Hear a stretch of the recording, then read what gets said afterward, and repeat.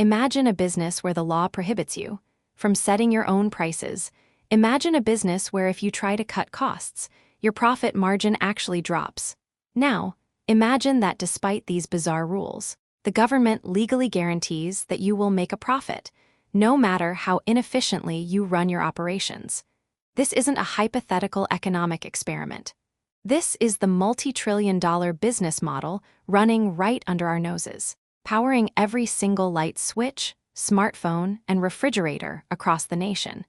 It is the legalized monopoly of the United States electric grid. And once you see how the money actually flows through this system, you will never look at your monthly power bill the same way again. Most people believe the utility company is selling them a commodity, electricity. You use a kilowatt hour. They charge you 10 or 15 cents, and they keep the profit. It sounds simple, intuitive, and completely wrong. To see the real mechanism, take the case of a family living in a quiet suburban neighborhood. One sweltering summer afternoon, their air conditioner is running nonstop. At the end of the month, their bill arrives, and it is 40% higher than expected. They assume the power plant had to burn more natural gas, or that the price of raw energy skyrocketed. But if you analyze the detailed line items on that bill, you discover something shocking. The actual cost of the electricity, the raw energy produced at the power plant, barely changed at all. Where did that extra money go? It went straight into a financial apparatus known as the rate base. And that brings us to the core business breakdown of utility finance. In standard capitalism, if a private corporation wants to make more profit, it has two choices. It can sell more products, or it can reduce its expenses. If a tech firm spends $1 billion building a state-of-the-art office building that fails to produce revenue, their investors panic, and the stock collapses. In the world of electric utilities, the financial laws of physics are turned completely upside down.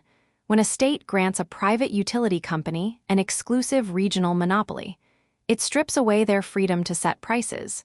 Instead, state regulators look at the utility's total physical assets, the steel transmission towers, the substations, the underground copper cables. They call this physical inventory the regulatory asset base. Then, the government grants the utility a guaranteed return on capital, usually sitting right around 9 to 11% on those physical assets. Now, pause for a second and process what that actually means. If a utility spends money on day-to-day operations, like paying employee salaries or buying coal and natural gas, they get reimbursed dollar for dollar, but they are forbidden from taking a profit on those expenses. Zero margin. However, if that exact same utility builds a massive, multi-hundred-million-dollar high-voltage transmission line, they are legally allowed to collect a 9% profit on that infrastructure. Every single year, for 40 years, charged directly to you. This creates a psychological and financial incentive that shocks most outsiders. The utility isn't incentivized to save money. It is financially incentivized to spend as much capital as humanly possible on massive hardware projects. Wall Street analysts call this behavior gold-plating the grid, and it explains why utility stocks have historically been treated by major pension funds as bulletproof. Money-printing bonds with power lines attached. But here is where the story takes a dark, unexpected twist, because while this system was built to guarantee stable infrastructure, a quiet revolution is taking place inside the market, and it threatens to tear this entire business model apart. Let's look at a real-world case study, the battle over rooftop solar and home batteries. Consider a homeowner named David in California. Tired of rising electricity bills, David decides to install 20 solar panels on his roof, alongside a high-capacity home battery. His goal is simple: produce his own energy, reduce his dependence on the grid, and save thousands of dollars. For the first few months, David's plan works like a charm. During the bright afternoon hours, his roof generates more power than his house can consume. The excess electrons flow backward through his meter, spinning it in reverse, and supplying power to his neighbors. Under early net metering laws, the utility was forced to buy that power back from David at the full retail rate. David was thrilled. He thought he was being a responsible citizen while beating the system.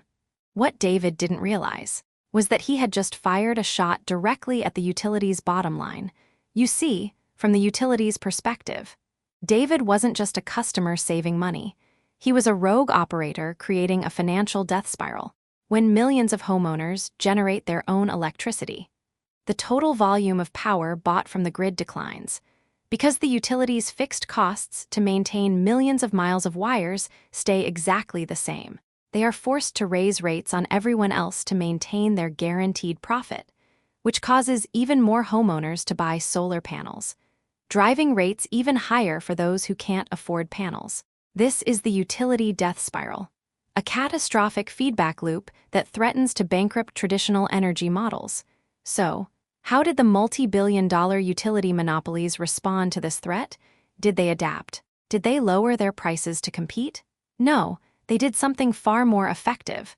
They used their massive lobbying power to rewrite the regulatory rules.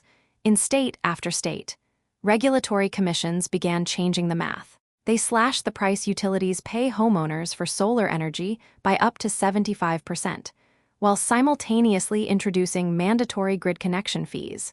Suddenly, David's financial math collapsed. His return on investment went from 6 years to over 15 years overnight. The utility successfully protected its monopoly, but just as they thought they had secured their territory, a brand new, far more terrifying customer walked through the door. And this customer doesn't care about rooftop solar. To understand this new threat, we have to look at the explosive rise of artificial intelligence and data centers. For over 20 years, total American electricity demand remained virtually flat. Smart LED light bulbs, energy-efficient refrigerators, and modern HVAC systems meant that even as the economy grew, power consumption stayed steady. Utilities were struggling to find new capital projects to build their asset base. Then came AI. Consider a single modern data center campus being built in Virginia. Inside, thousands of high-powered graphics processing units are running massive AI models, 24 hours a day, 7 days a week. A single large-scale AI data center facility can consume as much electricity as 75,000 homes combined. Suddenly, tech giants like Amazon, Microsoft, and Google aren't just asking for power, they are demanding gigawatts of constant, uninterrupted electricity right now. This has created an unprecedented standoff between Silicon Valley and utility executives.